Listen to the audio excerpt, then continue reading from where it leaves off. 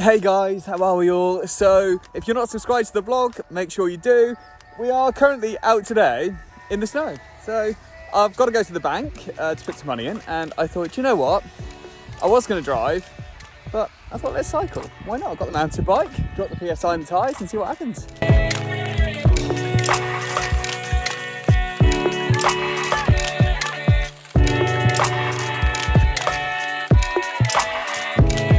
So the bike is actually handling much better than I thought it would. Like, the tyres are so grippy, but I literally took the majority of the PSI out. They're just slicing through. It's lovely. It's very cold, but it's just really nice and still today. You know, I like this, but I couldn't get used to it. I'll give you that.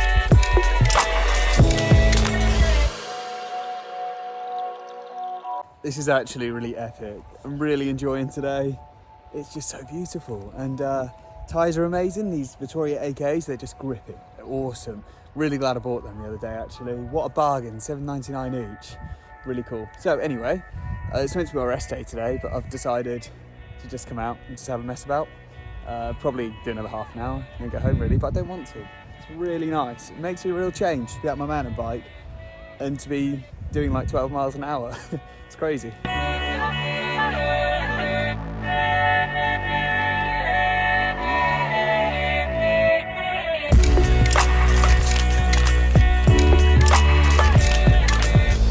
This is absolutely epic. One thing that I really want to get better at is bike handling. And coming out in the snow where it is a little bit slippier and you can't really see where there might be a little bit of a dip or something like that, it actually feels like it's giving me a bit more confidence. That's what I'll say.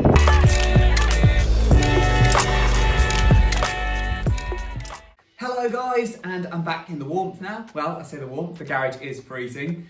So I want to talk a little bit about upgrades and downgrades. And ultra cycling is a really interesting subject to talk about this in. So to me, an upgrade would be to get my bike and think, wow, what can I make better?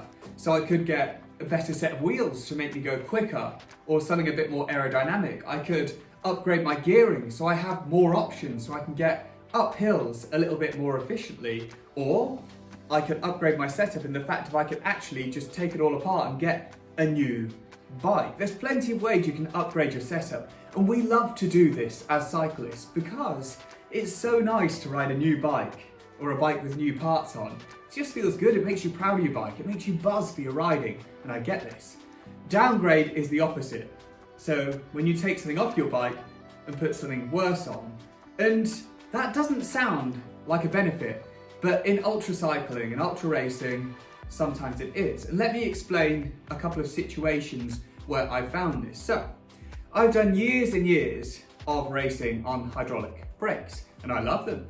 They are untouchable by anything. Drum brakes, mechanical brakes, hydraulic brakes are here to stay, and they are fantastic. They're super reliable, they're very sharp, and the technology is amazing.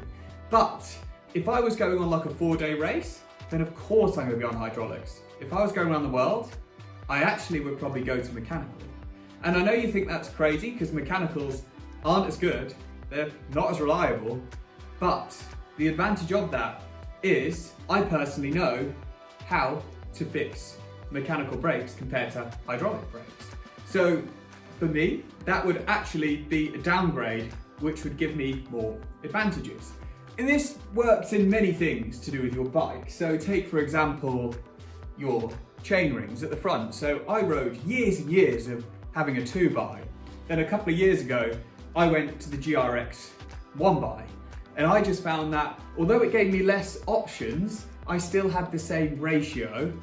And I found that for me personally, having less to worry about, not having to worry about front derailleur, 2 chain rings, just literally having one single wide narrow chain ring on the front made it easier for me. So although I had less options between the ratios, I made it simpler and literally easier for myself. And I still stick to that 1x setup now. I think it's fantastic. And it's the same with getting a new bike. So you might find a bike that's lighter than yours.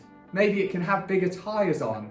Really think about what you're doing. So it Could be that that lighter bike's more racy, meaning it's more aggressive, the geometry's worse. So it might not actually be an upgrade to your racing, it could actually be a downgrade. So whenever you do anything to your bike, you need to sit there and think, is this an upgrade or is this a downgrade? You really have to pro and con everything. Like my Ritchie, I love it. It's everything. It's perfect for me. It's steel, it's got a one by, it's just mechanical, it's simple. And simplicity is everything with that bike, and that's what I love about it. Do you know what? I would race any race on that thing and I know it just do perfectly for me. But this has become years and years of upgrading and downgrading just to get it perfect for what I like. And it's different for every single person, every different situation. So you could have John who's doing, the Atlas mountain race, on his mountain bike. He might not want, mechanical brakes because that's a serious mountain bike race. You could have Sandra, doing the race around Netherlands. You know what? She wants mechanical brakes, go for it. It's a very flat race.